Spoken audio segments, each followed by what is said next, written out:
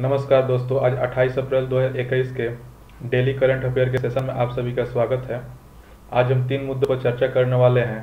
पहला मुद्दा है DRDO द्वारा सिंगल क्रिस्टल ब्लेड का विकास। दूसरा मुद्दा है ऊर्जा संक्रमण सूचकांक 2021 और तीसरा मुद्दा है मिजोरम में वनाग्नि की घटना। चलिए स्टार्ट करते हैं। पहला मुद्दा कि DRDO द्वारा सिंगल क्रिस्टल ब्लेड का विकास किया गया है, तो यह चर्चा में क्यों है। तो हाल ही में DRDO ने हेलीकॉप्टर इंजन एप्लीकेशन के लिए सिंगल क्रिस्टल ब्लेड का विकास किया है। इसके प्रमुख मुद्दे क्या है। तो रक्षा अनुसंधान एवं विकास संगठन, जिसे DRDO भी कहते हैं, ने हाल ही में सिंगल क्रिस्टल ब्लेड प्रौद्योगिकी का विकास किया है। यह सिंगल क्रिस्टल ब्लेड उच्च तापमान को सहन करने में सक्षम निकल आधारित उत्कृष्ट मिश्रित धातु से निर्मित की गई है। DRDO ने इसमें से 60 ब्लेड की आपूर्ति हेलीकॉप्टर इंजन एप्लीकेशन के लिए हिंदुस्तान एरोनॉटिक्स लिमिटेड को की जाएगी। यह आपूर्ति स्वदेशी हेलीकॉप्टर विकास कार्यक्रम में हिस्से के रूप में की जाएगी। DRDO की प्रीमियम प्रयोगशाला डिफेंस मेटलर्जी रिसर्च लाइब्रेरी द्वारा शुरू किए गए एक कार्यक्रम का हिस्सा है, जिसमें निकल आधारित उत्कृष्ट मिश्रित धातु का प्रयोग करके सिंगल क्रिस्टल उच्च दबाव वाले टरबाइन ब्लेड के 5 सेट को विकसित किया जा रहा है। और साथ ही वर्तमान में हेलीकॉप्टरों को शक्तिशाली इंजन की आवश्यकता होती है। इस उद्देश्य की प्राप्ति के लिए भी जटिल आकार और ज्यामिति वाले आधुनिक सिंगल क्रिस्टल ब्लेड का उपयोग किया जाता है। दुनिया में आज बहुत से कम ऐसे देश हैं, जैसे संयुक्त राज्य अमेरिका, ब्रिटेन, फ्रांस और रूस, ऐसे सिंगल क्रिस्टल पुर्जों का डिजाइन एवं निर्माण करने की क्षमता रखते हैं, जिसमें से एक भारत भी अब शामिल हो रहा है। अब जान लेते हैं DRDO क्या होता है। तो DRDO जो है, यह भारत की रक्षा से जुड़े अनुसंधान कार्यों के लिए देश की अग्रणी संस्था है।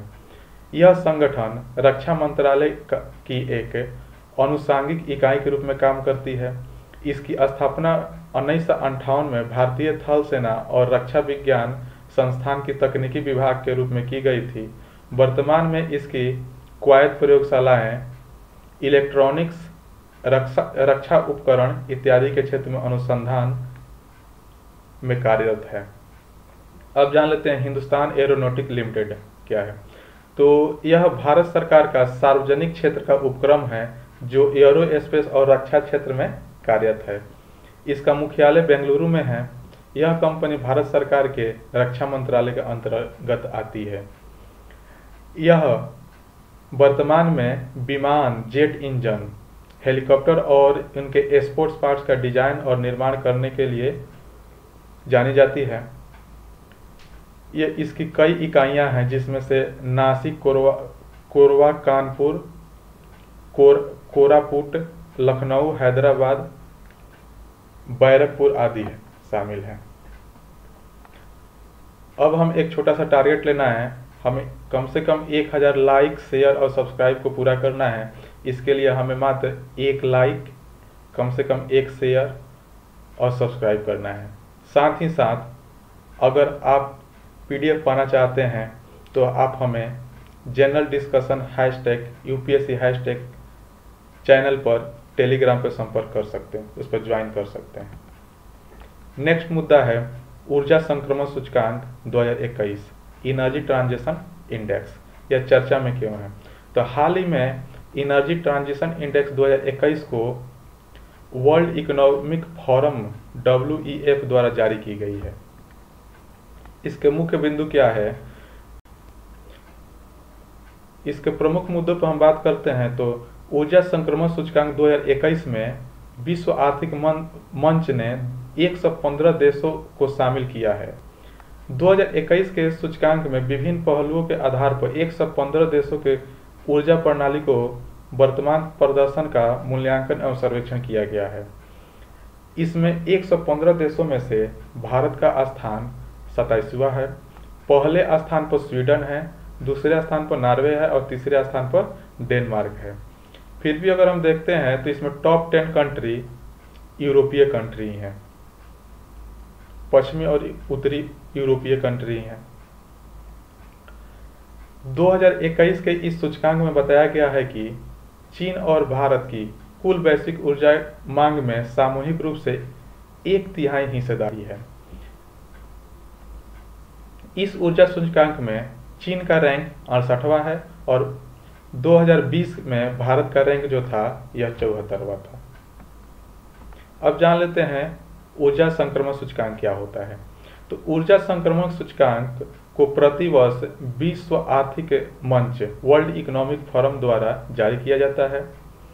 इस सूचकांक में वैश्विक स्तर पर विभिन्न देशों की ऊर्जा प्रणाली का प्रदर्शन का मूल्यांकन किया जाता है। इस संक्रमण सूचकांक विभिन्न देशों के नेट शून्य उत्सर्जन की स्थिति का विश्लेषण करती है।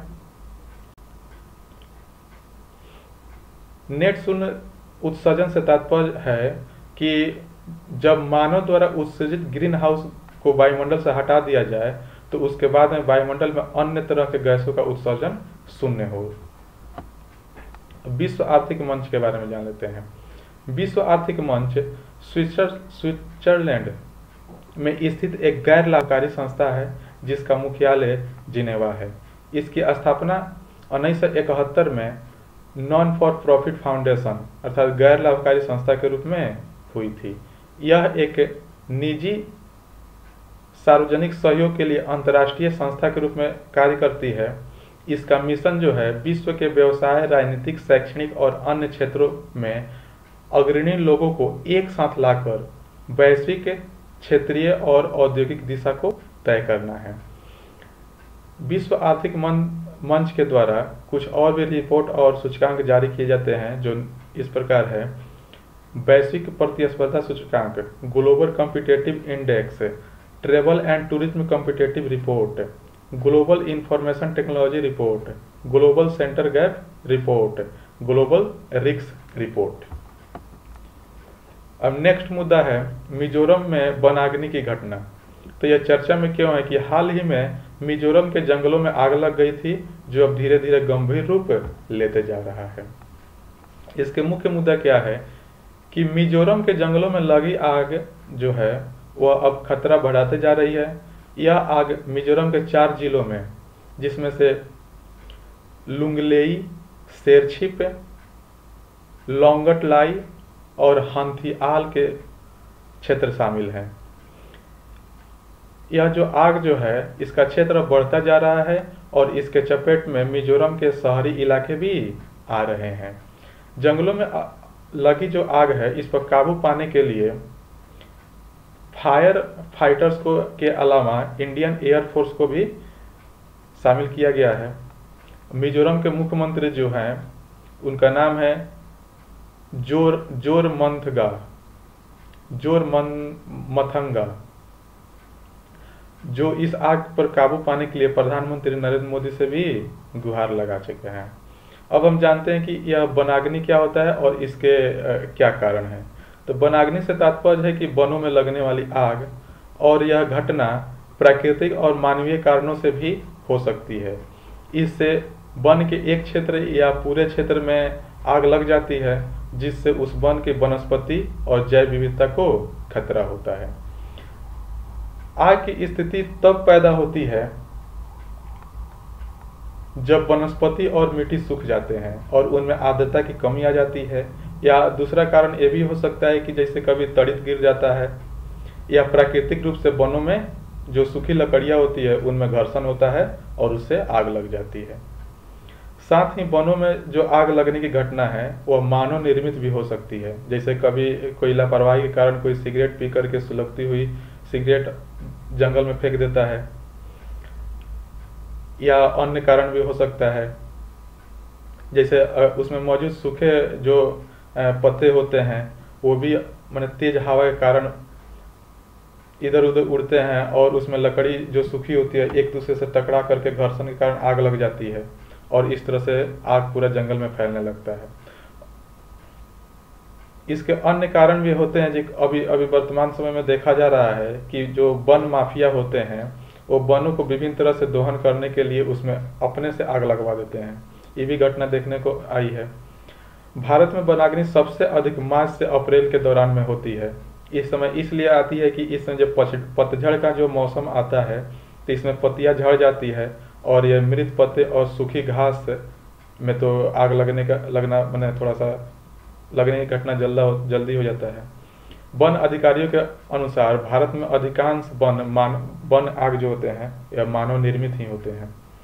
देहरादून स्थित फॉरेस्ट सर्वे ऑफ इंडिया ने India state of forest report 2019 में बताया था कि पूर्व की आग की घटनाओं और दर्ज की गई घटनाओं के आधार पर पूर्वोत्तर और मध्य भारत के जंगलों में वनाग्नि की दृष्टि काफी संवेदनशील है।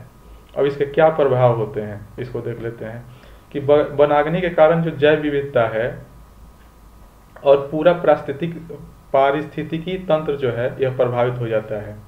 जंगलों में पेड़ों के साथ छोटी छोटी घास और झाड़ियां भी नष्ट हो जाती है, जिसके वजह से भूक्षरण और भूस्खलन और त्वरित बाढ़ की घटनाओं में वृद्धि होती है। जनजातीय वर्गों के परिवारों तथा उनके समुदाय वनों पर ही निर्भर होते हैं तथा वनाग्नि के कारण उनके जो आर्थिक और सामाजिक स्थिति भी प्रभावित हो जाती है। भारत के लगभग 1,70,000 गांव जो होते हैं उनके आजीविका ईंधन, बांस, चारा और छोटी लकड़ियों के लिए वे वनों पर ही निर्भर होते हैं। जंगल की आग से उठने वाले धुआं और उनके विभिन्न प्रकार की जहरीली गैस जो निकलती है वह मानवों के लिए और सभी प्राणियों के स्वास्थ्य के लिए काफी खतरनाक होती है। वन की आग का आवरण मृदा, वृक्ष वृद्धि, वनस्पति और समग्र वनस्पतियों और जीवों के लिए प्रतिकूल प्रभाव डालता है। अब इसके हम सरकारी प्रयास को थोड़ा देख लेते हैं कि सरकार इस पर क्या क्या प्रयास कर रही है। तो Dehradun state forest survey of India ने 2004 में वास्तविक समय में जंगलों की आग की निगरानी और उसके लिए निगरानी के लिए फॉरेस्ट फायर अलर्ट सिस्टम विकसित किया था। इसे वर्ष 2021 में और उन्नत बनाया गया था। वर्ष 2018 में वनाग्नि पर राष्ट्रीय कार्य योजना national action plan on forest fire को लॉन्च किया गया था। इसके अतिरिक्त सरकार ने वनाग्नि निवारण और प्रबंधन योजना को भी शुरू किया है। आपदा प्रबंधन अधिनियम 2005 के तहत आपदा प्रबंधन प्राधिकरण ने अग्निशमन सेवाओं से संबंधित दिशा निर्देश भी जारी किए हैं। सभी राज्य सरकारें, केंद्र शासित प्रदेश व उनसे संबद्ध स्थानीय निकायों द्वारा इस दिशा निर्देश का अनुपालन किए जाने की भी अपेक्षा की गई है। साथ ही अगर हम भारतीय संविधान में अग्निशमन सेवाओं से संबंधित अगर प्रावधान देखते हैं तो इसकी चर्चा भारतीय संविधान के अनुच्छेद 243W और 12वीं अनुसूची में की गई है। Fire and security association of India एक गैर लाभकारी संगठन है जो 2002 से फायर प्रोटेक्शन के क्षेत्र में कार्य कर रही है। भारत का पहला फायर पार्क उड़ीसा के भुवनेश्वर में स्थापित किया गया। उड़ीसा के इस फायर पार्क को अग्नि सुरक्षा उपायों को जागरूकता से लाने का उद्देश्य भी स्थापित किया गया है। उत्तर प्रदेश के पिलखुरा में रक्षा अनुसंधान और विकास संगठन द्वारा अग्नि सुरक्षा प्रशिक्षण का भी प्रावधान किया गया है, जिसके लिए कौशल विकास केंद्र भी स्थापित किया गया है। साथ ही वैश्विक स्तर पर 1992 में रियो में हुए पृथ्वी सम्मेलन में भी जंगल में फैलने वाली आग से उत्पन्न होने वाली विभिन्न समस्याओं पर भी विस्तार से चर्चा की गई थी। और इसी के साथ ही आज का मुद्दा खत्म होता है। ठीक है, देखते रहिए। धन्यवाद।